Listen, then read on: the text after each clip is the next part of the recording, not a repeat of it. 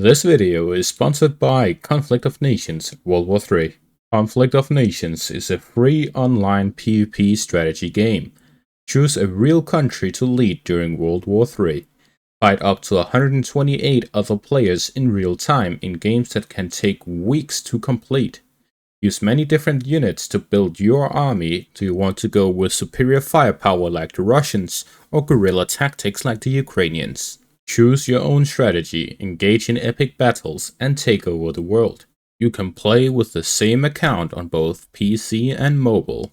You get an exclusive gift. Click on the link in the description to get 13,000 gold and 1 month of premium subscription for free.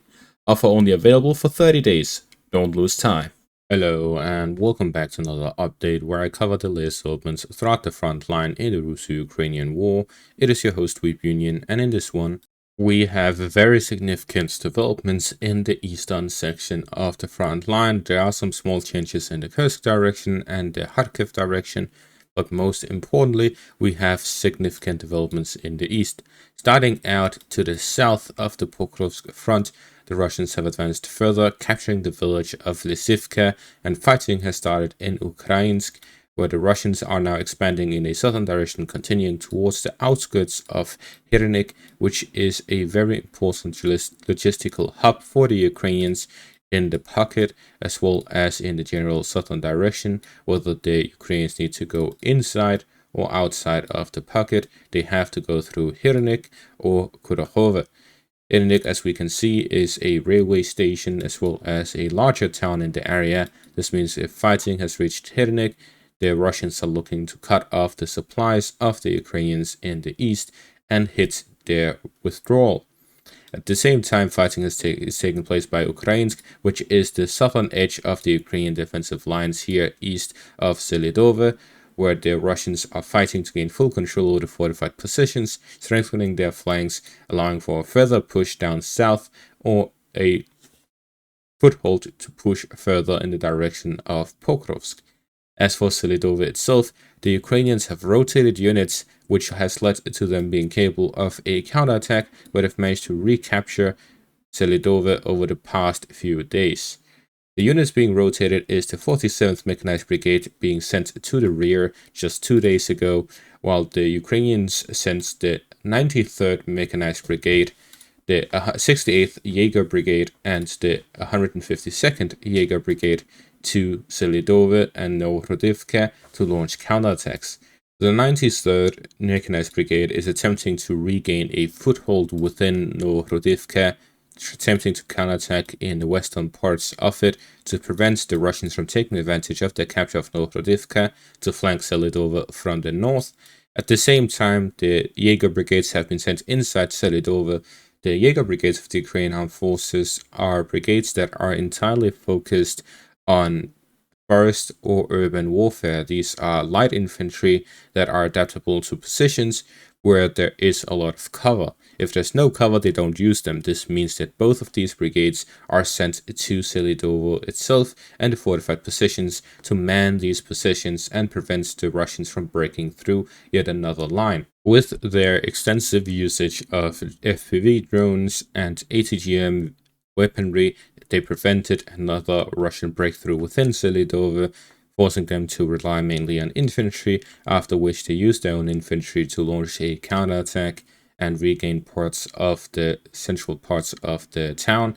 And with the relocation of troops, the Russians realized that they were not able to capture Selydove. Therefore, they decided to withdraw from the town and let the Ukrainians recapture it to focus on the southern flank, where the main push is taking place. This is to cut off the connection between the Ukrainian reinforcements in the northwest from their forces in the east, to force them to continue their withdrawal and prevent them from reestablishing positions within the pocket or even counterattacking in the central parts.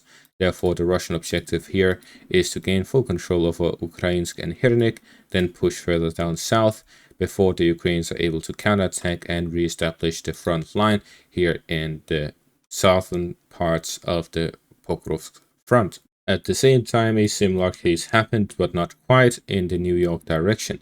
The Ukrainians have managed to recapture fully the village of Nelipivka just north of New York. At the same time, it was confirmed that the Ukrainians still had a presence within the industrial zone.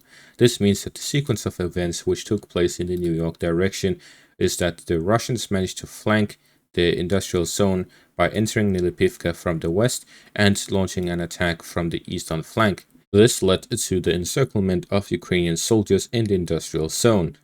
The Ukrainians realized that they had some soldiers stuck within the industrial zone, which, similar to other areas with mines in Ukraine, especially in the Donetsk region, there is a lot of underground facilities which the Ukrainians likely took place within.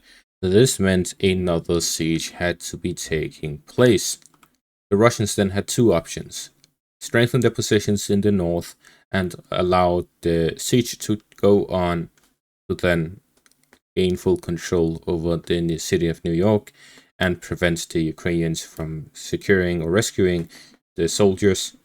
Or the second option, which would be to secure the flanks further and then simply let the course play out. It seems they went with the second one, where they secured the flanks. This led to the Ukrainians having a stronger positions in the north, recapturing Nelipivka, and then restructuring a supply line to the industrial zone, whether it is to withdraw units out of New York or to strengthen their positions within the industrial zone. It is not clear. Because the Ukrainians are still present within the industrial zone, it is more likely that they are trying to reestablish positions and counterattack to regain control over New York, rather than just pulling their soldiers out. In the end, the Ukrainian presence within the industrial zone is a massive thorn in the side of the Russian army, because it significantly slows down any progress they have in the New York direction. So we see that currently we have two thorns on the Russian sides in terms of their offensive. The Ukrainians sending reinforcements to Selydove to counterattack and recapture the entirety of the town, and the Ukrainian presence within the industrial zone in the New York direction. Further north in the direction of Chasiv Yar, the Russians have expanded their foothold across by pushing from Kalinina towards the fortified zone of the Chasiv Yar microdistrict in the northeast of the city. This has led to the full control over the fortified positions of the Ukrainians by the Russians and another foothold here within.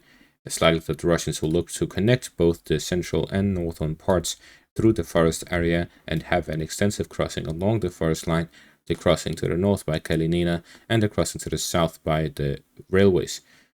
They will use this to launch further offensive operations into the main parts of Chasiv Yar, where heavy fighting is taking place.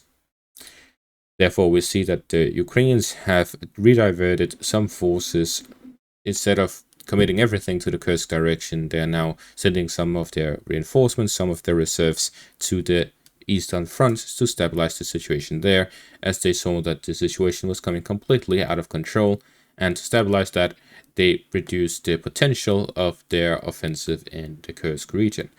In the Kharkiv direction, the Ukrainians are counterattacking from Lipsy towards the forest areas to the northeast of the town, leading to the first Ukrainian recaptures in many weeks here in the Lipsy direction, here in the Kharkiv section of the front line.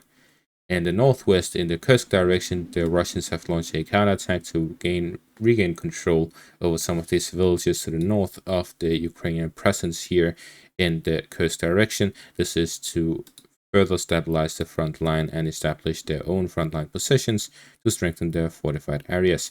So we see that the current situation is that we're returning to a stalemate-like situation, where the Ukrainians, instead of doubling down in the Kursk direction, sent reinforcements to the Pokrovsk direction, and with this, the Russian gamble has paid off.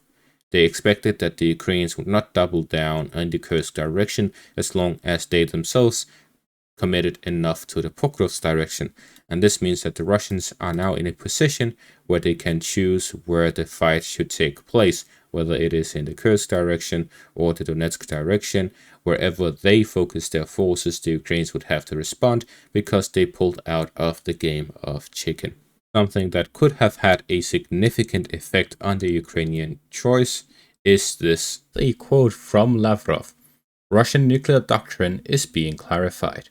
It has been a while since the Russians last warned the West, specifically the United States, as they do in this article, with regards to nuclear weapons. It is likely a warning considering the Kursk incursion for the United States not to change their stance and remain as is, as any escalation could force the Russians to escalate themselves. In the end, they do see that the current situation is too risky to simply double down and continue pushing in the Kursk direction, and it is likely that Ukraine's western partners discourage them from doubling down in the Kursk direction and is telling them to really just focus their forces in the east and stabilize the situation before they launch further offensive operations.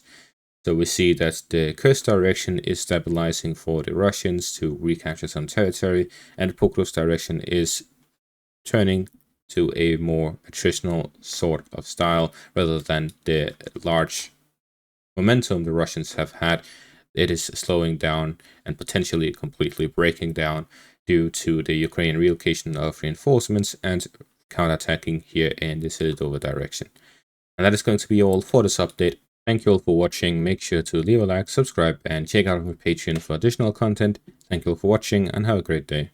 Conflict of Nations is a free online PvP strategy game happening in a modern global warfare. Choose your own strategy, engage in epic battles, and take over the world. You get an exclusive gift. Click on the link in the description to get 13,000 gold and 1 month of premium subscription for free. Offer only available for 30 days. Don't lose time. Click in the link in the description, choose your own country, and fight your way to victory.